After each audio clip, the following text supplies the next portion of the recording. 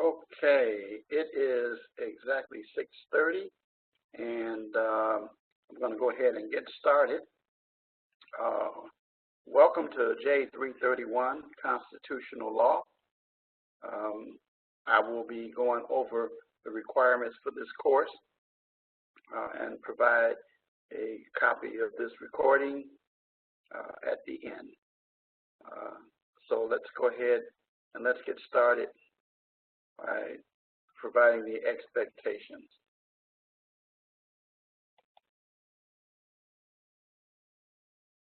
Okay, immediately you can see a page that you're familiar with. It tells who your instructor is. That's me, Richard Wright, and that gives my phone number, and then some important information. And I say this to all students: feel free to call me, text me, email me any hour of the day except the 25th hour of the day. And a student asked me, what is the 25th hour of the day? I says, I just bounce it back by asking the question, how many hours in a day? And the student says 24. So I says, will we ever reach the 25th hour of the day? Oh, I got it. So it's a 24/7 statement, and it means what it says. As my grown children, as well as my children who still live with me, will tell you, Dad has a motto, and that is, he says what he means and means what he says. And I say the same thing to each of my students. If I say you can do this, you can do it. All right? And so now, continuing on down with additional course information. Reminder that you're required to conduct research for all papers. That means the sole source cannot be your textbook. So you use sources that you discover from your research. And we have a lot of resources in our library learning centers, guides down here at the bottom, links to them. And also there are other sources. Justia, justia.com is a website where you can find cases that you need as well. And that you'll lose 2 points if you don't conduct research right off the bat. All written assignments should be in APA format.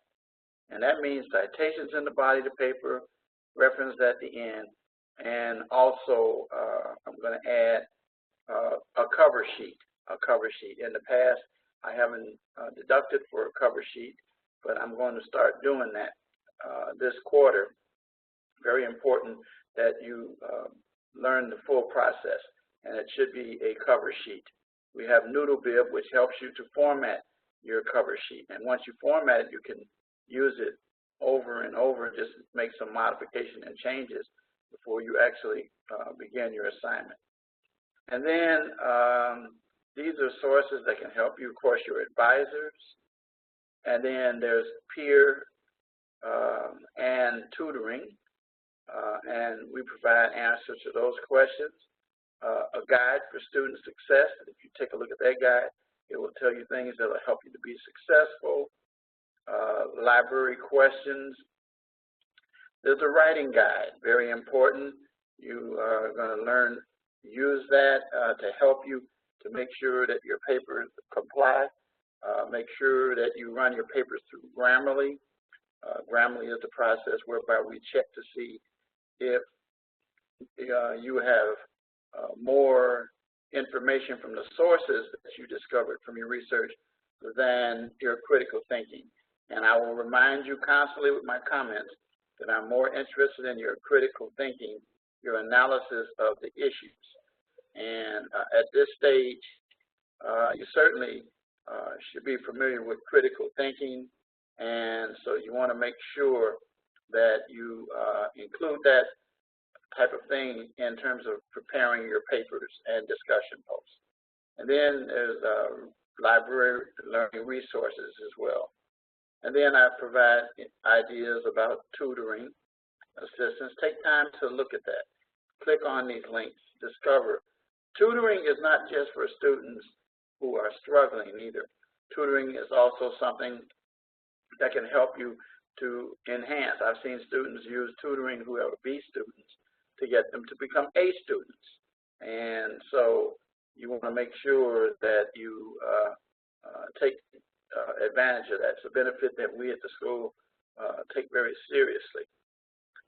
And then explain about how tutoring, I can get live help, I can get by phone, online, or in person. And then down here, I sent you the rubrics, but here's the links to the rubrics. If you just run your mouse over them, don't copy that's within the bracket, that's a description. But the actual links themselves will lead you to the discussion post rubric, how I grade discussion posts. In addition, the only thing that the rubric does not tell you is how many points you'll lose if you're late, but I will cover that in just a few minutes. And then there's a rubric for the course project. It explains to you what is expected of your course project. Peer review is something that the rubric for that now, that's going to be something that we probably going to have to do a little differently since it's just one student here. But we'll communicate about that prior to, and I'm working on how I want to get around that. Learning how to write a brief for week 2, and particularly for week 5. You want to make sure that you have taken a look at that link. And then finally, how to deal with the thesis and outline. The thesis and outline, which is going to be one of your assignments, and I provide the information to help you to get that done as well. Remind you that our open house is tonight, that every other Wednesday at 6:30 to roughly 8, maybe 7:30-ish, beginning next week, that we will have lectures. So it'll be week 2, 4, 6, 8, and 10. Now, let's come over to the side here. There's some student resources that will help you. If you click on this, it will help you as well. It just tells you 5 fingers. We call it the 5-finger approach, with the palm being peer mentoring, but your advisors, your home page, guides, education library, student success guide, which I alluded to earlier, so also to the frequently answered questions about library and learning, and then also, of course, your writing guide, which I also referred to earlier as well. This is a little sheet that usually we have for Q1, but I decided to incorporate it into all of my classes for my students. You can kind of print that up. And then the writing process, there's a JPEG here. If you click on it, it opens it up, just like here. And it tells you about the writing guide. Grammarly, remember I said that, run your papers through Grammarly. Very important. Each of you have a free Grammarly account, so you can use that in all your classes. If there's corrections that you want to get seen, submit them to the writing lab. But remember, you have to submit them in time so that you can get them back, so that you can submit them to me in a timely fashion. You will lose points if it's late. So the writing lab at least takes about 24 hours, I'm told. Make corrections and then submit the draft to me, your instructor. And then when you should see a tutor, we've kind of addressed that. And it says at any point you need, you have a question, seek to get a tutor. It's a very, very, very valuable resource and beneficial to help you as a student. And then the APA assistance, same thing here. We have information here about where you find APA. If you click on this link, it will lead you to a resource that can help you. There are even videos that can help clarify what APA is all about. Finally, we get to the announcements here. I sent you an announcement that it is important that you check and read carefully, check these announcements. Your announcements, you'll find a lot of information about what's going on. Sometimes you'll get emails, but announcements you'll see weekly. Student Lounge, that's where we get to know each other. I've already posted a welcome announcement. Check your mail frequently, your course mail frequently. The syllabus, I'm going to go over that very briefly in just a few minutes, but your syllabus is very important. Academic integrity policy, attendance laws, late assignment policy, and all of those are included in there. The calendar, you click on the calendar, which I'm going to show you how that works. I had a student to say to me that they looked at their calendar and they couldn't tell when an assignment was due. And I said back that the calendar is the assignment that's on that date is when the assignment is due. And they said, well, I don't have many details. I said, if you click on that assignment on the calendar, it'll open up and give you more details about it. Plus, the announcement also gives you details. Plus, the module itself gives you details. General course questions won't apply too much here. Resources tab is right at the top here. It's actually covered up by my picture here. So if I move this down a little bit and move this up, you will see the little resources tab. But almost everything that you need under the resources tab, I pretty much cover in the stuff I put on the home page. And then the report tab will give you access to your grade book so you can see how your grades are coming. And then finally, we're dealing about APA. Again, I give you the resource for that. Remind you about tutoring, how you can get help from a librarian in a chat.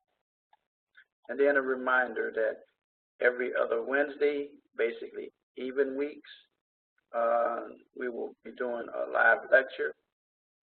And the place to get to it is right here.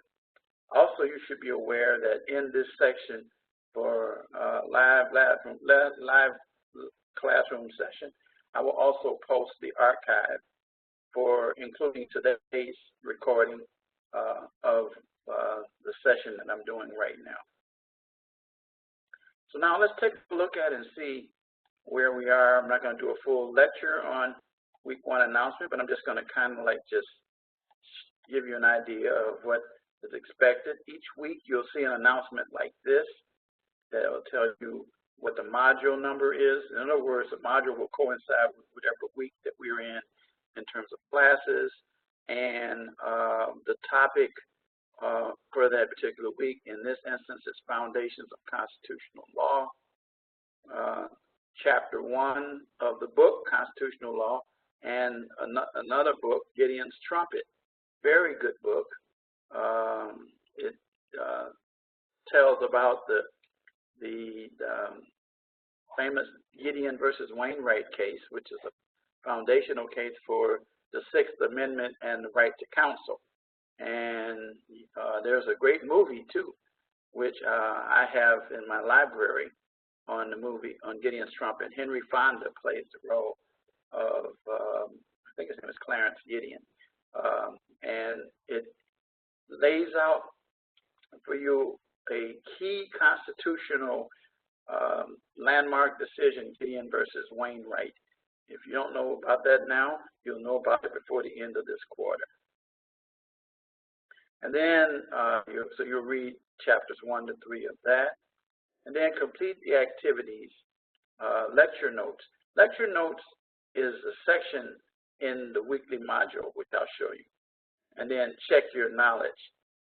It's a little thing that I'll show you that you can go through and check what you know.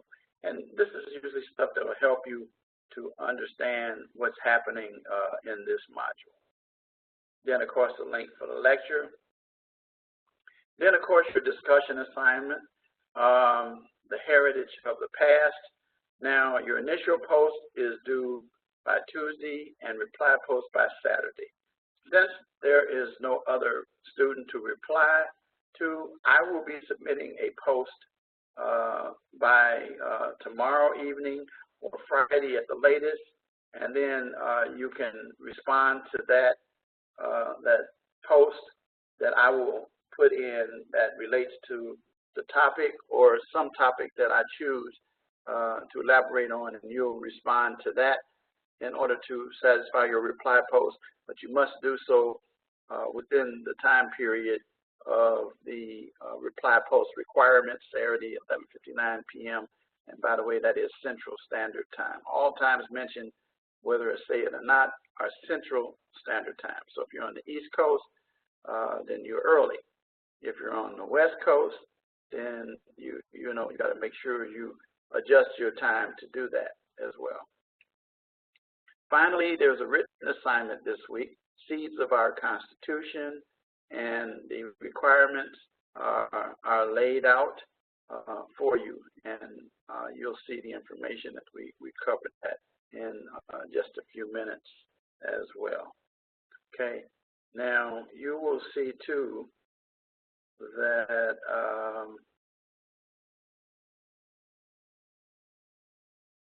let's see. Yeah, so the requirements for the written assignment is APA. You'll see it in the module, and you'll see it also by clicking on your course calendar for your written assignment. I'll show that to you in just a few minutes. And then also as a reminder of today. And then my idea of how we start strong and we finish strong. And then I'm going to take a little bit of time and talk about why my motto is adversity is a springboard to success. So with that, let's take a look at the course calendar right now. Move this back up. Okay. So here, your reading assignment, and notice what I said. You'll look at it and say, oh, it's not a lot of information. Yes, it is. You click on it, and it opens up, and it tells you exactly what you already know. Then your initial post, heritage of the past, and about your open house, your reply post. So your written assignment, that is due on Sunday. Be sure to satisfy with APA. I already told you all written assignments, APA. Be sure to do an adequate job of preparing an assignment which requires one page. This assignment requires at least one page, not a paragraph.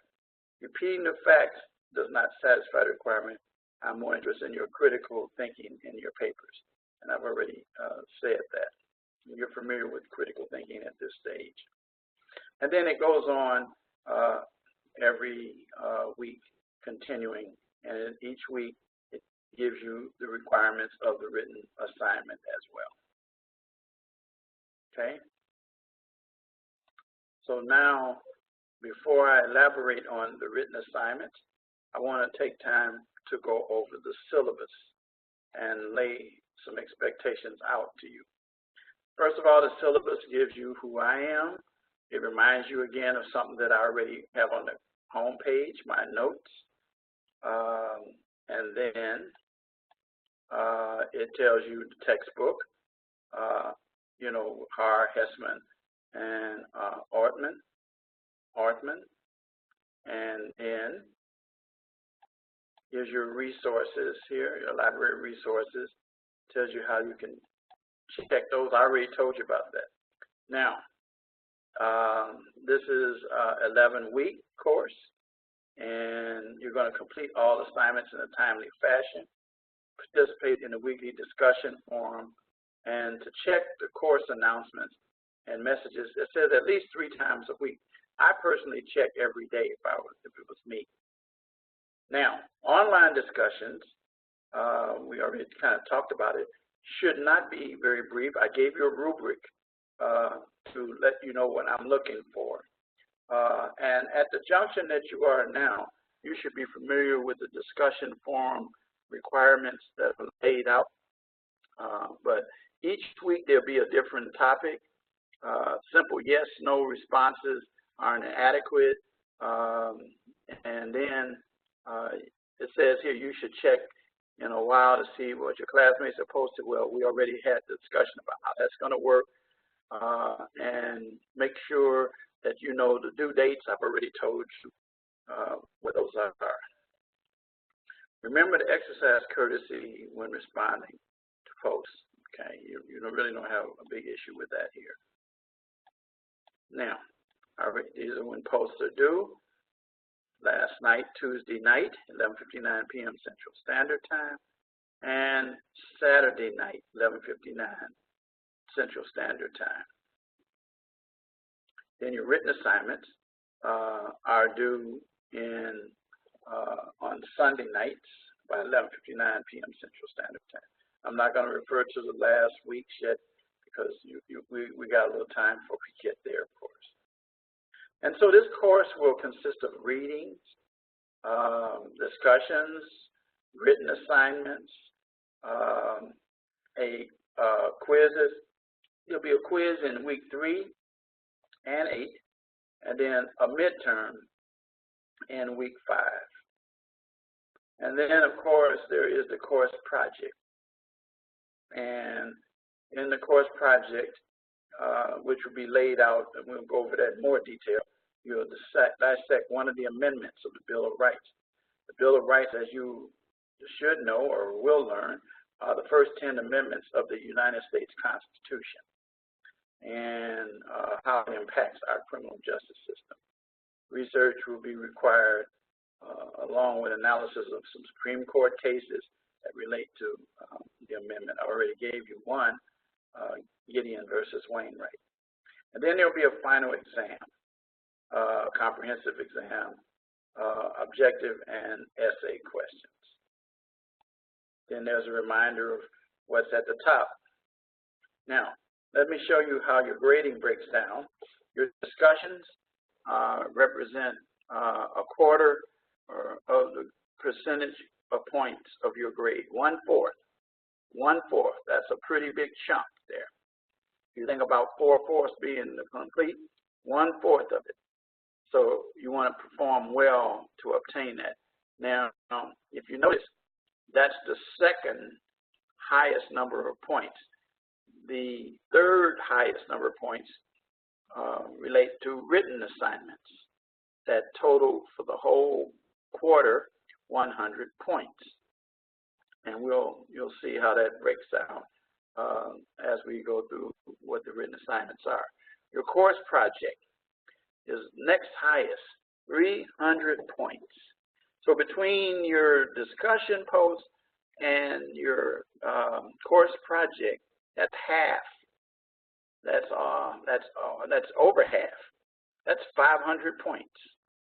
That's 500 points. And so that's a huge, huge, huge percentage. And the rest is broken down by your quizzes, which is 40 points. Your midterm, 70 points. Don't underestimate just because your midterm is 70 points. 70 points can make a difference in one grade or another. Final exam, same thing, 80 points. So you want to perform well on both of those. That's a total of 150 points added together. So that total pointage is 790. You want to be as close to that as possible, if not right there. That's the requirement. Now, one of the things I will tell you is that my goal is to get you up here, A and B. Don't ever call me or ask me, Professor Wright, what do I need to do to get a seat in your class? I will not answer you. I will refuse to answer you. I've also advised my academic dean that I won't do it. I refuse because I don't need to help you to become average. I can help you to become above average. And the processes that I share in my teaching will help you to gain that. Now, one of the reasons why you want to get higher grades is also for employment. When they see your GPA, see how you perform as well. Another reason, aside from the grades itself, is that considering the fact that what you're doing here in school is you're learning how to be proficient at what you plan on doing in the future and career-wise. It's like me. When I was in college, I got a degree in political science, and I studied as much in that vein. I studied business as well. I studied science. I studied math. But the point of the matter is that I kept my hands on the pulse of learning about it. I took constitutional law just like this in undergrad. Then I took it again in law school. And it was funny, when I took an undergrad, was just a taste of what I would end up taking in 2 constitutional law classes when I was at Northwestern in the law school. The point of the matter is that what I was doing was I was building on what I knew I needed to know to become what I wanted to ultimately become, and that was a lawyer. And then I found myself doing other things like police work and becoming a law clerk, or at that time it's now called a paralegal, all these things. But the point of the matter is, guys, what I'm telling you is this, is that I was hungry for knowledge, and I still am hungry for knowledge. My appetite is tremendous for knowledge. I tell students, knowledge is power. So let's work together and get in this. Don't try to do it by yourself. I remember when I was a kid, there was an old song we used to sing, and I remember it was our 8th grade song that we used, "No Man is an Island." And that's kind of like a prelude to something I'm going to be talking about a few minutes ago, teamwork. You don't have to be the Lone Ranger. Any detectives that you see don't operate by themselves. They operate in teams. My point being is this, once again, is that you must be proficient in whatever area that you are in. I narrowed it down to the point that I wanted to do criminal law. I learned other areas, but you couldn't beat me in criminal law. You couldn't beat me in court. I mean, the prosecutors used to say it was unfair to see Mr. Wright coming, especially when it came to jurors.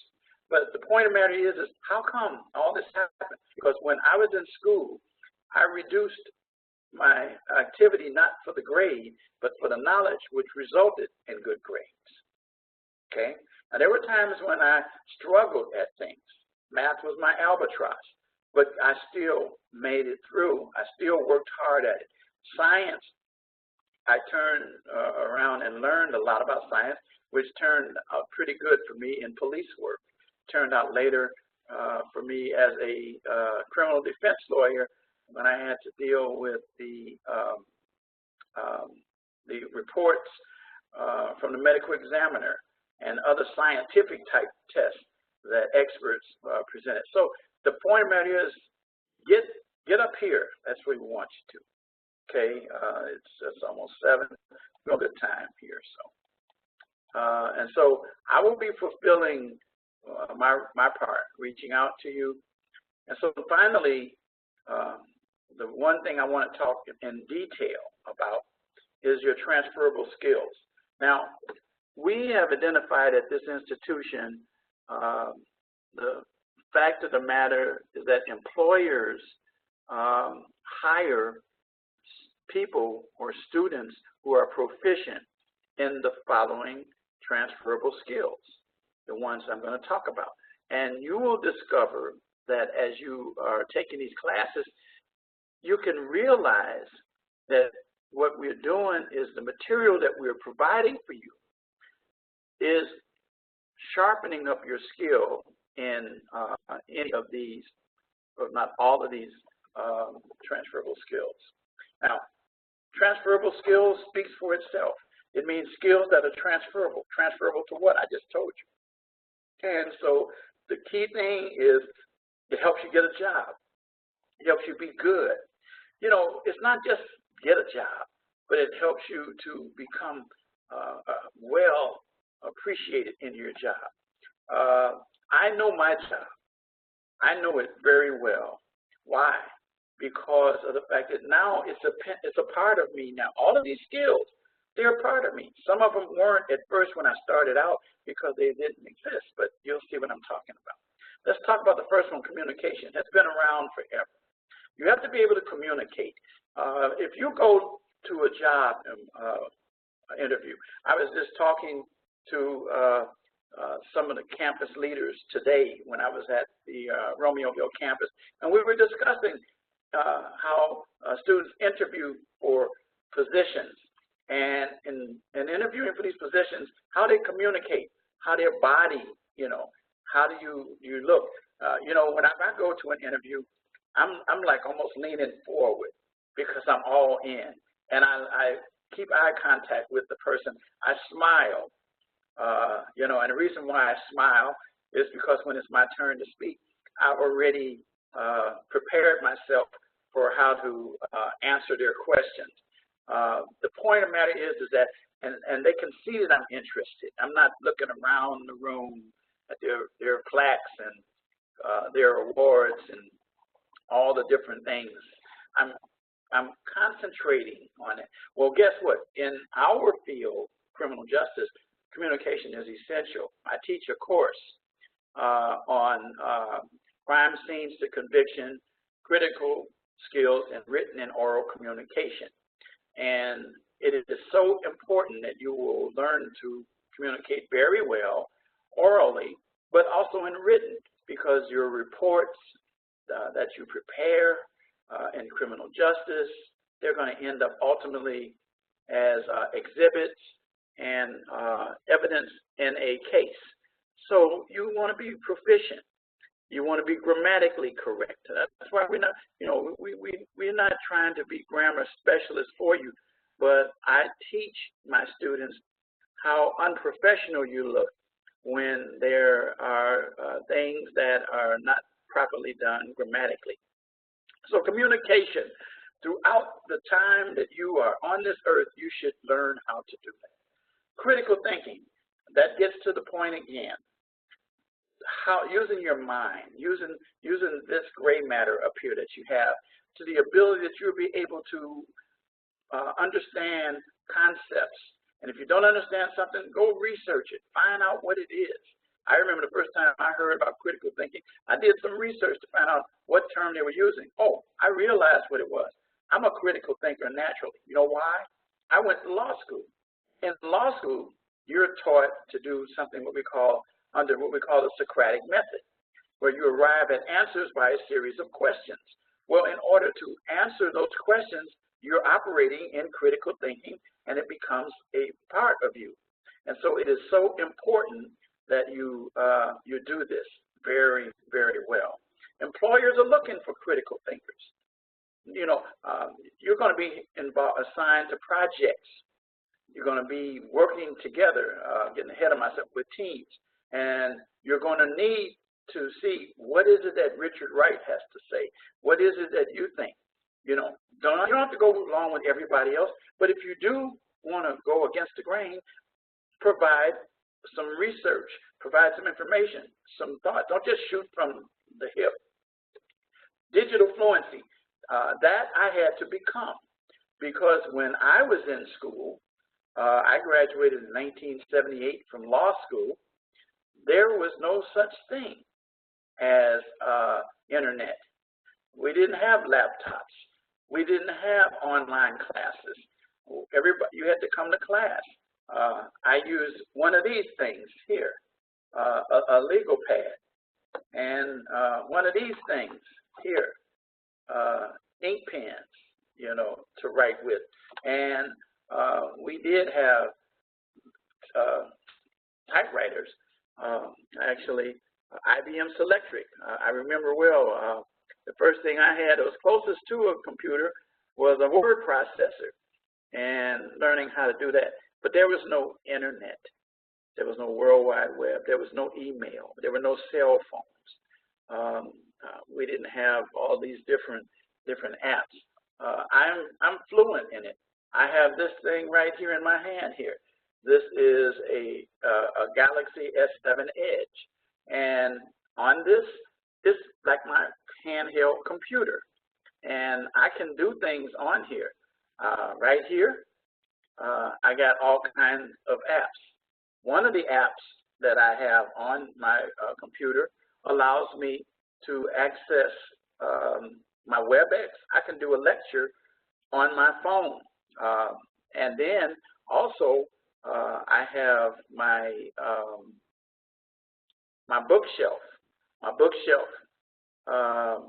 bookshelf consists of the textbooks that I have for my classes. I have all my textbooks that are online here. In here, I can click on it and I can open up and read my textbook on my phone. That's digital fluency.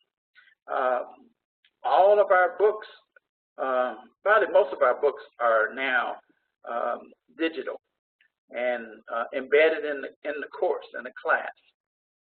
So the point of the matter is that in society where you work now, that's where it is. Their meetings are virtual now. We even have our training in our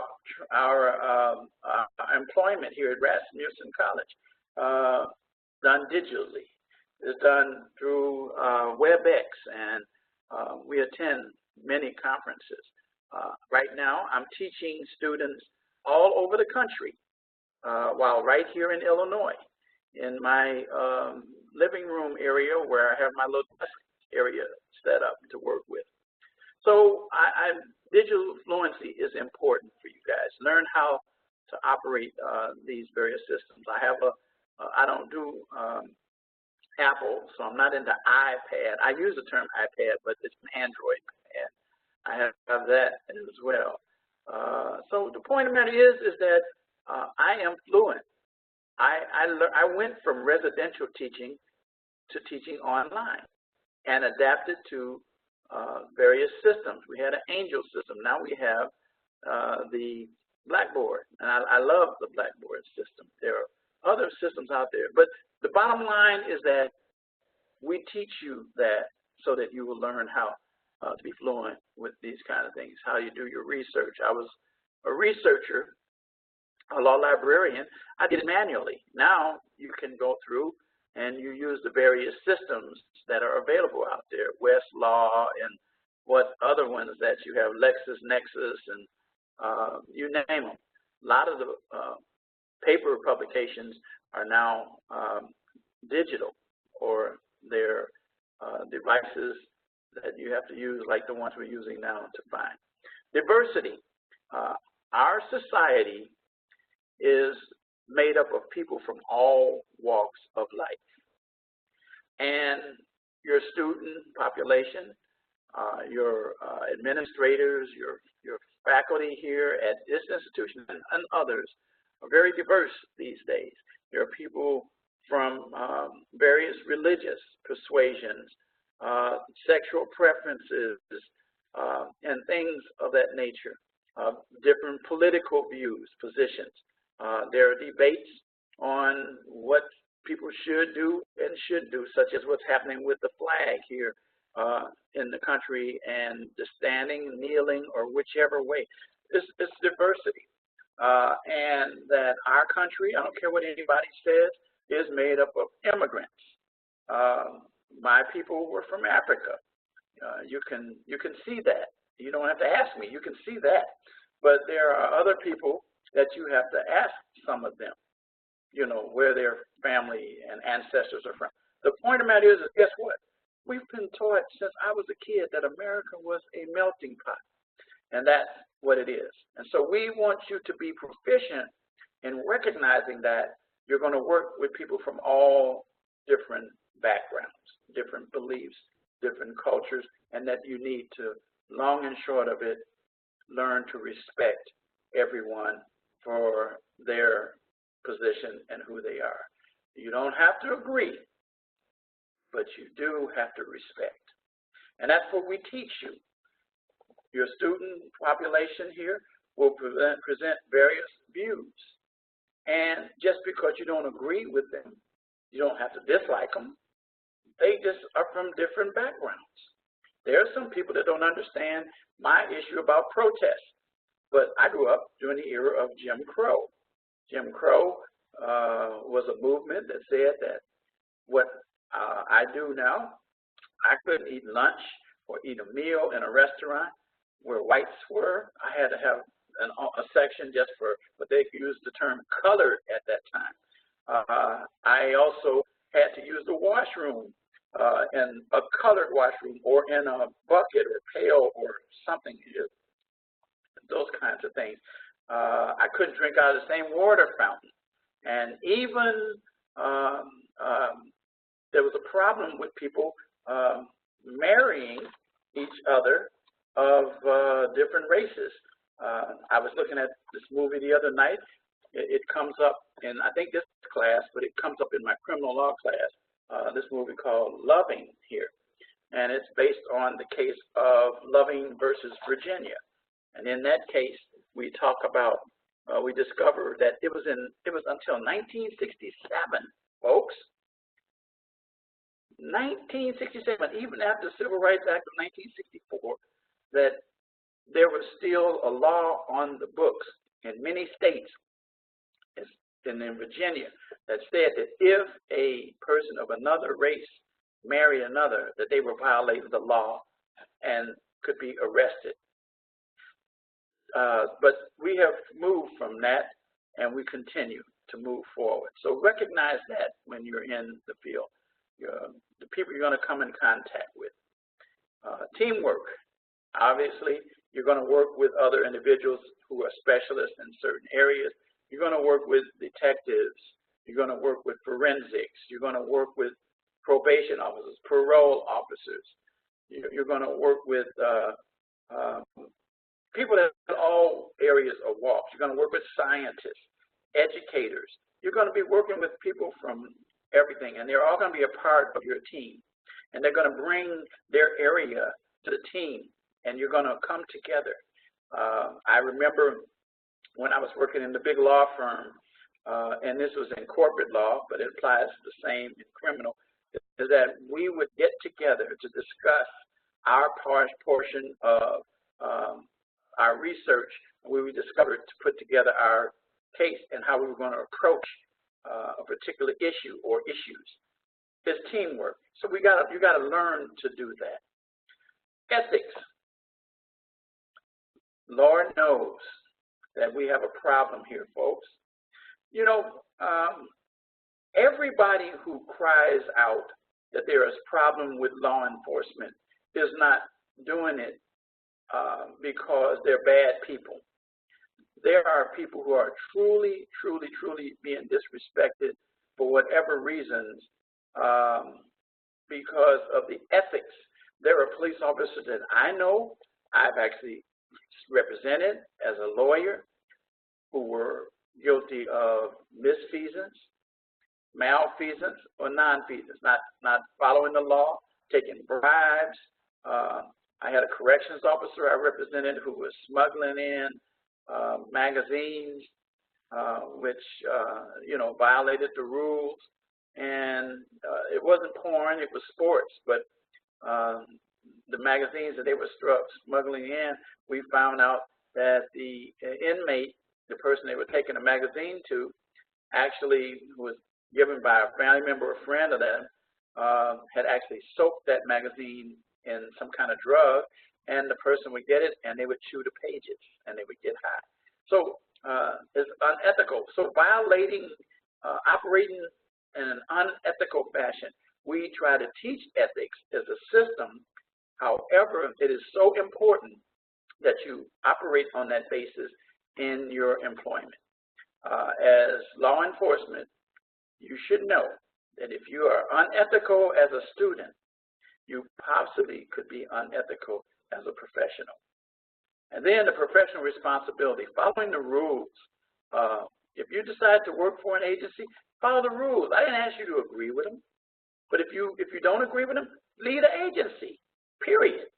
Don't work for an agency that you can't satisfy the professional responsibility. All of us in law, law enforcement, in working in corrections, probation, parole officers, working in human services, or whatever areas you work in, you're going to have some professional responsibility. There are requirements that you must do. Then finally, information literacy. Be able to find information. Be a good researcher. Oh man, I'm gonna tell you something. I can research the law really easily because I understand the systems of how it's categorized. I understand how to use the systems that I learned even when I was in college. When I worked at the law firm, that's how I became from a law librarian to a law clerk to now what is called a paralegal. Learn how to do that. We are in a society where you got to be literate in terms of gathering and applying information. So finally, you'll have the opportunity to demonstrate these in courses across the curriculum, including this one. The attendance policy, you know about that already. I'm not going to cover that too much, but I will go, and the last thing I'm going to talk about, because I'm not going to talk too much about the academic integrity policy. You take time to read that. It's very, very, very important. Now, by the way, when you see the word plagiarism, some examples are given here. We're not talking about the same plagiarism that comes as a result of a Grammarly check. A Grammarly plagiarism is a check that determines that you use so many words that just so happen to come from the source that you use to get your information. So, and oh, while I'm talking about it, and I didn't say this before, never use Grammarly. Never use Wikipedia as a resource. It is an unreliable source, and if you do, you're gonna lose points. I neglected to say that yesterday in my open house with the other class, but I will revisit that. And I usually have I'd say at least 1 to 2 students. I got 100 now. I'm probably going to run across 4 or 5 out of the 100 that will use Wikipedia. Anybody who's had me before and has me in another class, that doesn't mean they failed. That means they had other top courses with me. Know my policy on Wikipedia. Okay, it is a word-based system, can be changed by anyone, and it is not credible. The late submission says that after 7 days, you get no points. But notice this, forget the 7 days. Let me show you something. Each day that you're late, you lose 10 points for each additional day. So let's say your assignments are due on Sunday at 11:59 p.m. And then you get them in on Monday. So now even if you were at a perfect paper, satisfied the rubric requirements, you will end up with a 90 at best. Then if you do it Tuesday, it's going to be an 80. If you do it Wednesday, then it's 70. And then if you do it Thursday, that's only 4 days later. You've lost 40 points, and you're going to get, and if the grade is 100, you're going to get 60. The point of the matter is that you don't even have to get all the way to the 7 days. The point of the matter is that your work will go down and your grades will go down. Now it says here that students may be asked to complete an alternate assignment. I don't do that. I don't have enough time for that. I have 100 students. I can't do that. I really can't. It's a very, very, very tedious process. Online discussions at the end of the week. Posts made after that will not be accepted. The way that I like to put it to students is I'll accept them, but then I'll include a comment saying that your post was submitted beyond the period and therefore it merits no points, which equivalently basically lets you know that you did a good job, but you did it too late. Now, this next point is that says I, as an instructor, can waive this requirement that I talked about earlier. Now, with discussion posts, I'm not too forgiving, but the point of the matter is, and by the way, with discussion posts, it's supposed to be 10%, but I don't do that. I take 1 point for each day. So I give my students a break. But even that means that if your discussion post is due Tuesday and you're getting 5 points for it, if you did it Friday, so that means you will have lost 3 points. So you only get 2 points for it. So the point of that is what am I saying? Get your assignments in on time. If you run into a problem, let me know what the problem is. I can determine whether or not it's extenuating circumstances. And I've had a lot of students with them, and we put together a plan. But don't wait weeks later and then come to me and say, all of a sudden, I need to make up 3 weeks of work in 1 week. Because first of all, it's not good for you, and it's not good for the institution. Because we want to be able to not be viewed as graduating students or having students to leave our institution without obtaining knowledge in the areas. And you should want to do that because you're spending good money to be able to do that as well. So anyway, extenuating circumstances determined by me, okay? And that's all I'm going to say on that, okay? So that's it for that. Now, let's look at our week 1. Yeah, we got about 8 minutes left. But let me show you, first of all, well, let's go back to the assignments themselves. Let me hit that arrow. Let's look at the assignments. So the actual assignments for the week involve your lecture notes, which I'm going to show you in a few minutes what they are. Feature a photo of one of the monuments where the inscription says this. Now, that's your discussion post. And then you're going to go ahead and you're going to complete that discussion post, okay? But now your written assignment is a 2 to 3 page paper. See what it says? 2 to 3 page paper. And it says begin, and then it tells you what to do. And then it tells you use your textbook, at least one source from your online library. Use APA. Remember, I already told you about that. We already discussed guidelines. Very, very, very important. Cover sheet, citations in the body, and references. And you will lose points for not completing an APA. And so you will lose anywhere from 3 to 5 points for not doing that. You'll lose points for not doing a 2-page. And then I will determine whether or not you satisfy each of these requirements as well. Okay? Now,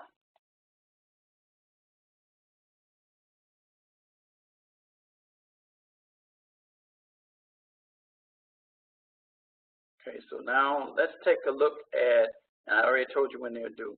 Now let's go back and let's take a look at this. Lesson content.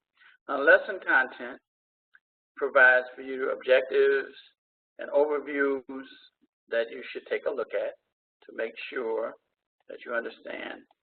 And then the assignments are also laid out as well. Now, notice here, lecture notes. Here they are. And these are the lecture notes right here. And you're going to consider those when you do your discussion post. That's what it says means by looking at lecture notes. Okay, and then check your knowledge. This is a little check your knowledge quiz. And you will be able to read the little paragraph up here. What kind of jeopardy is involved here? And then if you read this, you'll pick one of the 4. And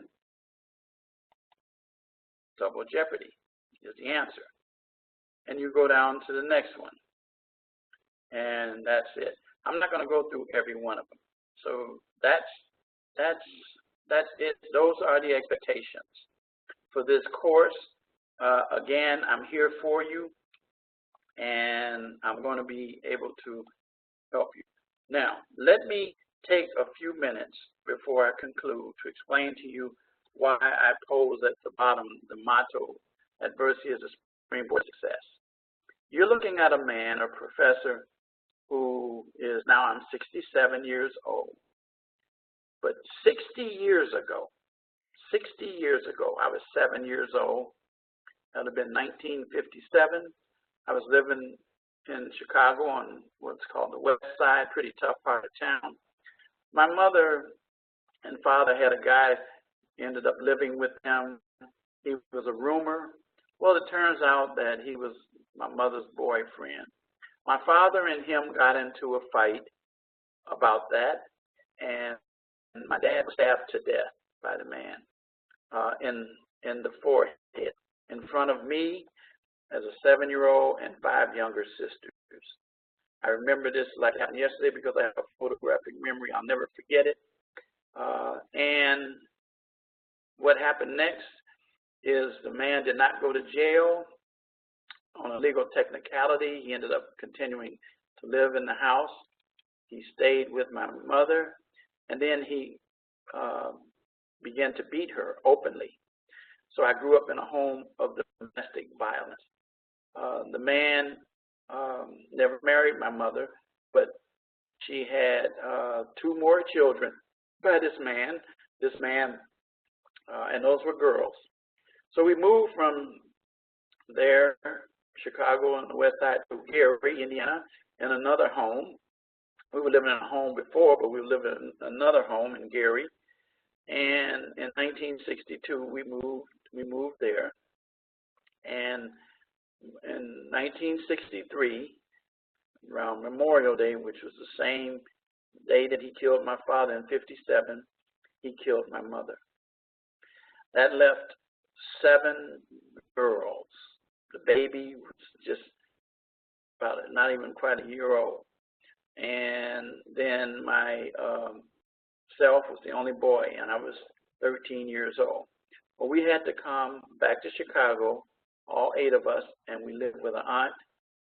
We had a little trouble there, and then another aunt came and took us and built a house in a south side area called Maple Park, in the Morgan Park area, and we grew up living in that house. Well, while I was in that house at the age of 14, several things happened. One of them, I discovered that my uncle and I weren't going to get along because he wanted me to take his last name. I didn't want to do that because I was the only one who could carry my dad's name on. And so I didn't disrespect him, but I refused because I was at the age where I decided I didn't want to use the name. So anyway, what ended up taking place was I found out many years later, even after I was a lawyer, that I had been illegally adopted and my name had been changed, but I never used it. I kept Wright. All of my high school, college, law school, everything was Wright. And so anyway, here's the point. So back to when I was 14, I got tired of dealing with that, so I heard a lady and I liked her voice, perfect stranger, and I asked her to be my mother. She turned me down and we became friends. And then she began to mentor me. And just jumping ahead, long story short, years and years and years later, when I found out that my name had been taken away from me, she helped me to get my name back. And I had been spending a lot of time with her, stayed with her off and on, and got my last name back to where I wanted it. And she legally adopted me. But anyway, back to when I was 14 again, I discovered that the man that killed my dad and mother was going to be sentenced to 10 years. Now, 10 years in a situation that was there meant really 5 because of a thing called good behavior, or day for a day. And so they told me further, people were telling me further, that because this person went to prison, and if he did well, he could have his sentence knocked off to 3.5 years. 3.5 years, which is just what the man did.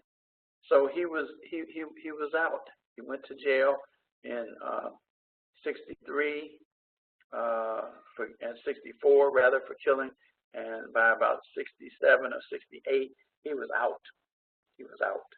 And so anyway, going back to when I was 14, I was troubled about that whole thing. And when I get troubled, I ask a lot of questions. And I talked to people and kept asking them, what is this about? This doesn't seem right. This doesn't seem fair. And finally, someone gave me the answer. Not that I was looking for, but I was trying to get something that made sense. They started talking about the legal system and lawyers. And then I started saying, tell me about that. And they said, well, that's who runs the whole thing. So I went to the place where I knew where I could find information. I went to the library at my school. I was in 8th grade, and I asked about a book on lawyers or attorneys, and they gave me one. It was a little small book, and I took that book out, checked it out, and read that book cover to cover that whole night. I got up the next day, and I went and told everybody that I met, no matter whether I knew you or not, my name is Richard Wright, and I'm going to be a lawyer. And I went on with that mission. I was discouraged by people. I had even some family members that told me I was aiming too high, that it wasn't going to work out for me. But I'm one of these people that I didn't say, I'll show you. I did show them. I believe a picture is worth 1,000 words. And so I'm one of these people who operate using the theme from Missouri, show me. So I showed them by my actions. So what happened with me next is that I ended up graduating from high school in 69. And while I was in high school, I made it clear to my counselors that that's what I wanted to be. My counselors even discouraged me. But one teacher then in that school, his name was Richard Trout, he kept telling me, go forward, go forward. He was my debate coach, and he told me I was good at it. And he says, keep going. Don't let anybody discourage you. So I ended up graduating, and one of my friends, who I ended up staying with for a while, his parents and them, got me a job in a big Jewish law firm, working in the mailroom. And I took that job, and I began to work that job. I got married right after that. While I was in my first year, I was going to junior college at night. I was working 40 hours a week in the law firm. And so I ended up taking the bus. I didn't have a car. I ended up taking 2 buses and a train, L train downtown. And I would study on to and from.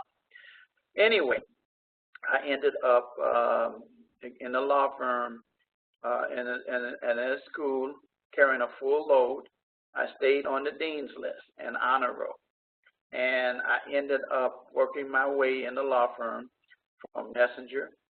Then they offered me a position as a file clerk, because when I got there as a messenger, I told them all the same thing I had said earlier, that I'm Richard Wright and I'm going to become a lawyer.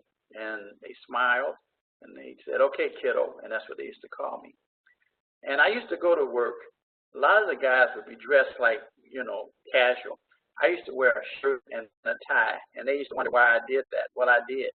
There were people who paid attention to me, and one of them was a person I took a package to when I was a messenger at the law firm, a gentleman by the name of Ray McDonald's, the founder. And he and I used to talk. The bottom line is that people were taking an interest in me because of what I was carrying myself through. It wasn't easy. When I got married, kids started coming. There was one, I got married in 70. My first one is 71, 72. And so then I ended up being asked at the law firm as a file clerk. Something happened with the law librarian. And would I be interested in that position? I took it, and I taught myself how to file the stuff away. But then I used to sit there and listen to the lawyers talk about their cases. I paid attention to the systems that they use to research the law. And I taught myself how to research law. And one of the lawyers found out about it because I went and pulled the cases that they needed for a legal point, and they found out that I knew that. And then they said, we need to get you an assistant, and we want you to be a law clerk, which is now called a paralegal. And I began researching and writing memos and briefs, some of which were included in some of the cases that the law firm won with the language that I put in there. The point of the matter is that I kept moving forward. In the meantime, I left the junior college and went to Roosevelt University. My path was, at that time, was political science, and I stayed with political science, taking the classes that I told you earlier, some of them. The point of the matter is that I graduated with honors from school while still raising 2 kids, and I ended up getting accepted to one law school, the one I wanted to go to, and that was Northwestern University School of Law, and very prestigious school, and I ended up going there, 75, accepted. I ran into some problems while I was there because the person I was married to at that time was a teacher, and that was the first time in history they had a teacher strike. I couldn't work in my first year because it was so much, it was just, law school first year was like 2 years of college rolled in one. If you think about it, I was the breadwinner, but I couldn't work. So anyway, we managed to go through it. We lost our electricity. We lost a whole lot of things. We had to eat cans of beans and stuff like that. It was just something. I studied by candlelight, and I said, if Abraham Lincoln did it, so can I. And we ended up working our way through that. And I ended up graduating from the law school in 1978.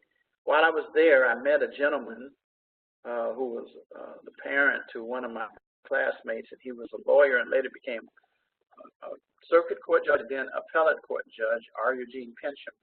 And he helped me to understand some of the legal things that happened with my parents' death. He actually helped me research the documentation and provided me with some documents that I today have in possession about what happened in those cases. And he made a suggestion to me that since I was on a track to learn about the system, that I would learn better if I was a defense attorney, which sounds funny in the situation, but I did. I took him up on it, and I became a criminal defense lawyer, and I started representing individuals who were charged with murder and other crimes. And I became pretty good at that. I went to seminary after that because ministry became something that I wanted to do, and I did. I went to Trinity Evangelical Divinity School. All that's still my raising kids. By the way, my third daughter was born in 1978, which is 39 years ago, when I graduated from Northwestern. As I speak now, that young lady is back in school again. Yes, she attends Rasmussen and the medical billing and coding program with her and her husband. So the point of the matter is that I continue to show them, and all of my children, they went on to college, became teachers, and one of my daughters is a psychologist in the criminal area, you know, it's teachers. And the bottom line is that I continue to press forward and begin to continue to show that and teach that. And academic excellence. And so with the obstacles that I came, I found myself in a situation being married where I had some problems. I ended up divorced, but then I got married a second time.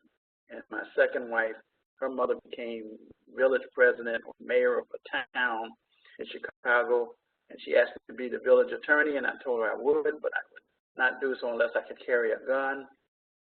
Well, of course, I couldn't carry a gun legally, and I wasn't going to carry one illegally, so she told me I had to go to the academy. And I did. And I became a part-time police officer. I participated in drug raids. I never wore a uniform, but I was trained And then something happened in that village where the chief ran some problems. They brought in another chief. He found out that I was a straight shooter, not literally with a gun, but that I was a straight shooter, that I was ethical and honest. And he asked me to work his internal affairs division.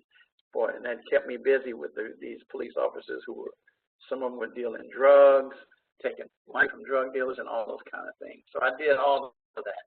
I was the village prosecutor as well during that period of time. So I did that.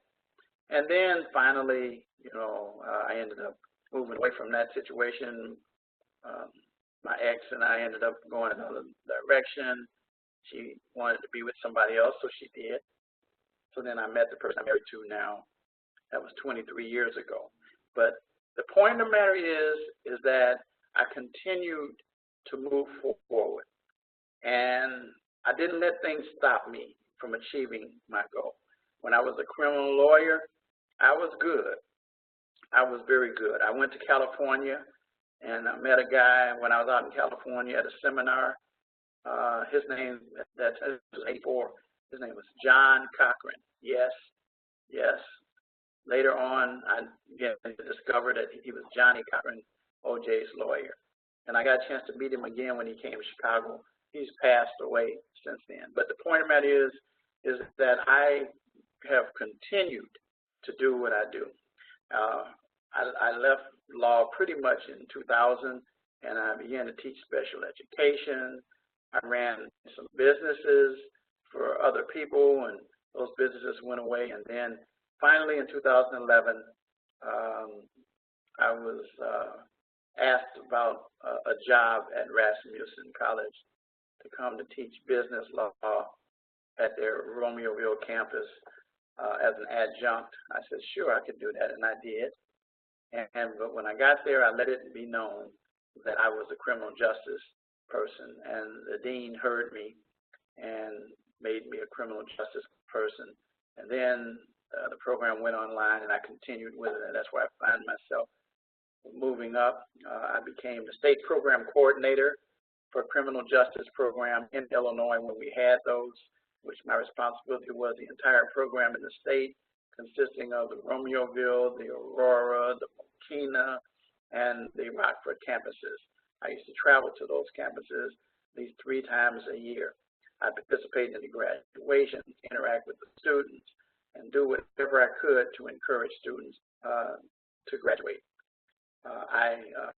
You can find my information, a lot of this on Facebook, where if you want, you can join me and Richard Wright, JD.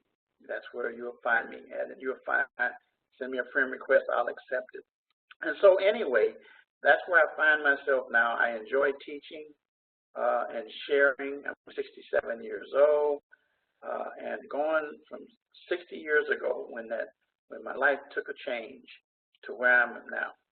I enjoy what I do. I love the institution that I work for. I love seeing students succeed and perform well. And so with that, I'm going to say goodnight and encourage you to reach out to me if you have any questions or any concerns. I'll hope to see you at the lecture next week at the same time in the same place. Good night.